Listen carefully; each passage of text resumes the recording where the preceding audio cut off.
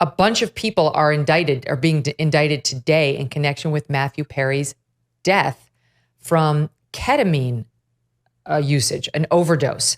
This is a drug that they're giving more and more. You're only supposed to do this, if at all, under controlled settings with a doctor, an MD who can monitor you. It is being used with some success to treat depression. I know people who have tried this, so I don't mean to crap all over ketamine.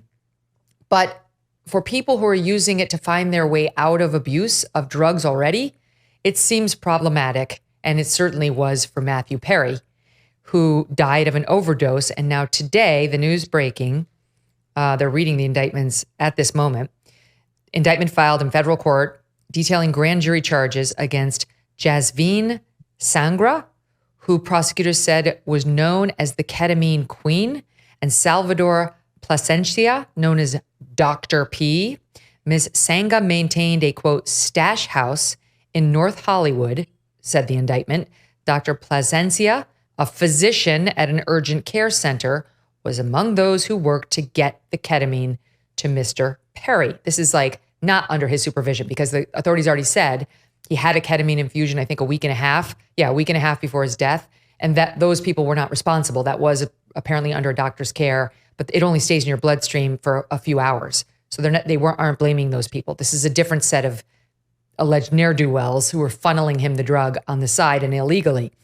The charges against them include conspiracy to distribute ketamine, distribution of ketamine resulting in death, possession with intent to distribute methamphetamine, and altering and falsifying records related to a federal investigation. Mr. Perry's personal assistant, Kenneth Iwamasa, another doctor, Mark Chavez, and Eric Fleming, an acquaintance of Mr. Perry's, were all charged separately with counts including conspiracy to distribute ketamine, according to a person with knowledge of the situation who was granted anonymity to discuss the ongoing investigation. Again, it's 1:12 p.m. right now. They're announcing these charges at this moment. Some of those involved used encrypted messaging apps and coded language to discuss drug deals, including referring to bottles of ketamine as Dr. Pepper, cans, and bots, according to court documents. And then listen to this, Maureen. In a text message, prosecutors say Dr. Plasencia discussed with Mr. Chavez how much to charge Mr. Perry, writing, quote, "I wonder how much this moron will pay." And then, quote, "Let's find out." Finally, U.S. Attorney Martin Estrada. Following Mr. Perry's death in October of last year, law enforcement, my office, and our partners represented on the stage began an in-depth, wide-ranging investigation. That investigation has revealed a broad underground criminal network responsible for distributing large quantities of ketamine to Mr. Perry and others. This network included a living assistant, various go-betweens, 2 medical doctors, and a major source of drug supply known as, quote, the ketamine queen. We charged 5 defendants in this matter. These defendants took advantage of Mr. Perry's addiction issues to enrich themselves. What disgusting pigs, especially these so-called doctors who knew exactly what they were doing. And as those text messages reveal, if proven in court and true, show an utter, callous, reckless disregard for human life. Yeah.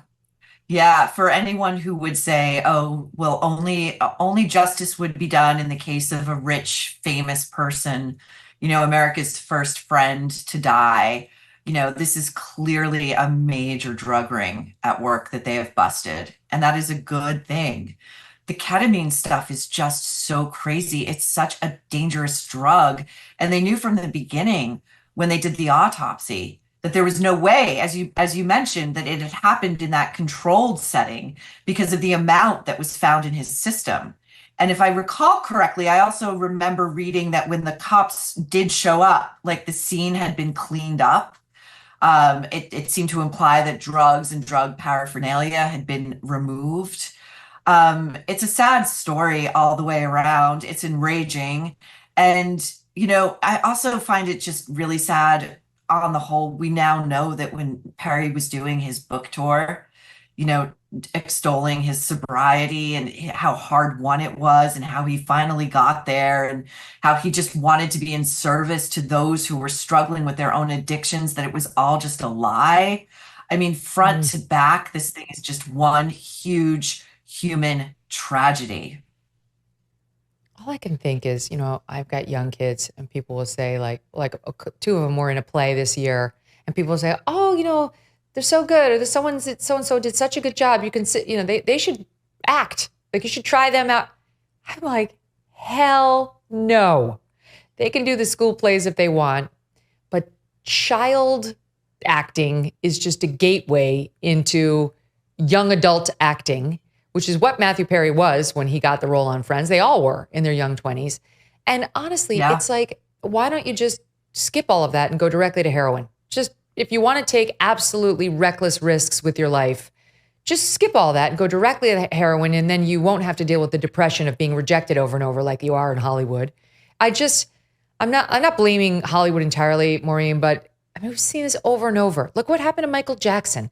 Look what happened to Marilyn Monroe. It's just, there's just such a pattern of these corrupt, disgusting industries killing people, in effect, killing them.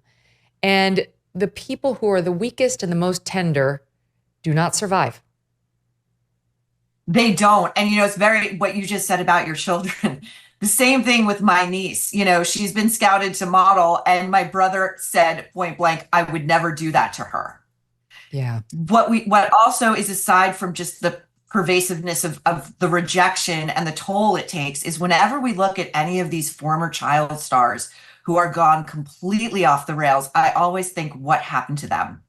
Who got to them? What predator was allowed to abuse that child in the service of a parent's vicarious need for wealth and fame? It's, again, it is a savage business. I agree with you 100%. And these doctors in the Perry cases, these are another Conrad Murray, the guy who was hooking Michael Jackson up to the machine with the propofol night after night. I mean, there are some doctors for hire, who will just abuse their medical license and hurt people. Again, we'll see. I'm sure they deny these allegations, and we'll get their denials eventually. But this is as alleged in the indictment. Here's just a little bit more. Saying, hold on. The investigation revealed that in the fall of 2023, Mr. Perry fell back into addiction, and these defendants took advantage to profit for themselves. Placenia was a medical doctor. He worked with another medical doctor, Mark Chavez, to obtain ketamine. He worked with Mr. Perry's assistant, defendant Kenneth Iwamasa, to distribute the ketamine to Perry. Over 2 months, from September to October 23, they distributed approximately 20 vials of ketamine to Perry in exchange for $55,000 in cash. As a doctor, defendant Placencia knew full well the danger of what he was doing. In fact, on one occasion, he injected Mr. Perry, so he was injecting him with ketamine, and he saw Mr. Perry freeze up and his blood pressure spike. Despite that, he left additional vials of ketamine for defendant Iwamasa to administer to Perry. I'm so glad they're being charged. This is so disgusting and irresponsible. And to your point at the top of this discussion, which is the best one that has been said. Now, how about the others? How about people who are not rich, not famous, and not beloved by millions of Americans because they played a nice character on TV?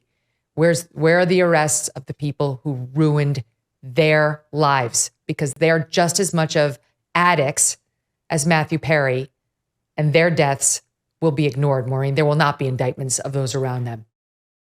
You know how much my family and I love our dogs, Thunder and Strudwick. I cannot imagine life without them. They're great. They have a great life. We're lucky. They're lucky. But some dogs aren't. And that is why I'm so lucky to tell you about Delta Rescue. It is the largest no-kill, care-for-life animal sanctuary in the world. They have rescued thousands of dogs, plus cats and horses too. They provide all of their animals with shelter and safety, and most of all, love. And they've been doing it now for more than 45 years. Delta Rescue relies solely on contributions to stay open, and giving can bring tax benefits to you too. Speak with your estate planner about how you can grow your estate while helping animals in need. And check out the estate planning tab on their website to learn more. We love our Thunder and Strudwick, and Delta Rescue would like to help other dogs who don't have that kind of love in their life find it and find safety. Visit deltarescue.org today to learn more. That's deltarescue.org. Thanks so much for watching. If you like what you just saw, hit the subscribe button for more clips and full episodes.